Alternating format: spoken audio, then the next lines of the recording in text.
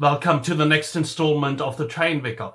Well, for this little talk, I have to go back quite a bit, namely, first of all, to the year 1923. On the 4th of August 1923, the Aotearoa Tunnel between the west coast of New Zealand and Canterbury was opened. To recognize that, in the beginning of this August, there were several events. One of them was a Rail Fans Day, or even probably could be called a Rail Fans Weekend, at the Ferrymead Heritage Railway.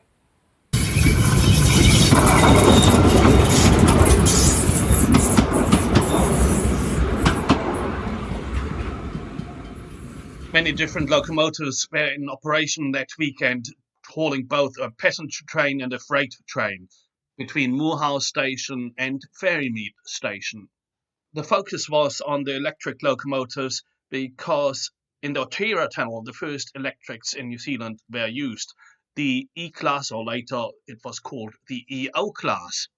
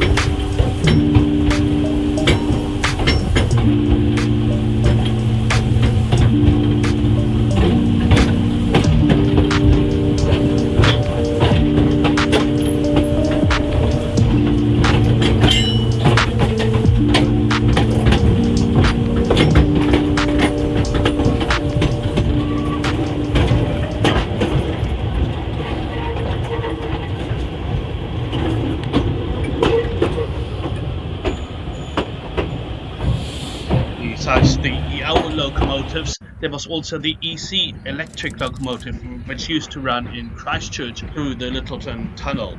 In a sense, the weekend was a celebration of all electrical locomotives and electric vehicles, like electric multiple units, which were on display at that time. So at one point, there was a big display of all the electric locomotives side by side, and even the overhead inspection vehicles. But there were also other locomotives like the DI diesel electric locomotive. Well, for me, it was a great weekend. I could ride on the trains, could take as many pictures as I wanted to. Was not in a rush to take any specific pictures, and so could take advantage of the lighting conditions and the different atmosphere, so that I could take a few nice shots. I went back the second day and enjoyed the weekend. So for me, it was just a weekend focused on the railways and railway photography. And part of that, I actually had my children with me there as well, who generally enjoyed it. The F-class steam locomotive was also in service that weekend and provided just a little bit of a contrast to the diesel electric and the electric units there.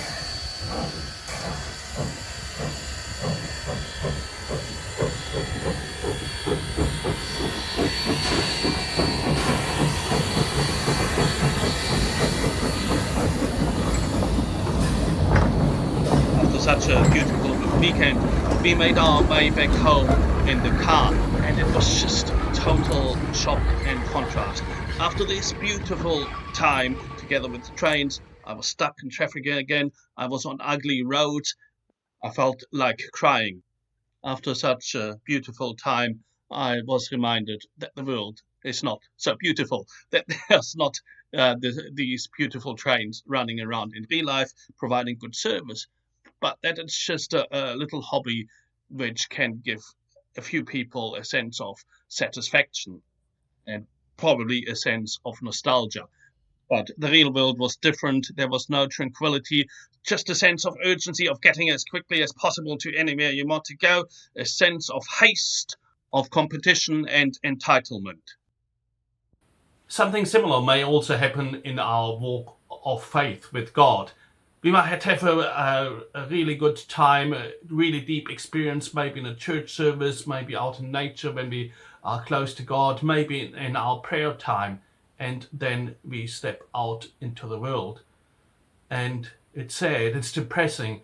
We can see how much people aim after useless things, how much ugliness there is, how much sin, how people totally forget about God and just uh, in their haste go for success or for markers of social status, but they do not care for God. Now, in contrast with the current railway situation in New Zealand, the God is still with us and God is effective in the world, even if a majority of people seem to have forgotten about God. That's something we always need to remember as we step out into the world. God is alive and active in the world, and we can see his beauty around us. And God will give us the strength to also continue through difficult times.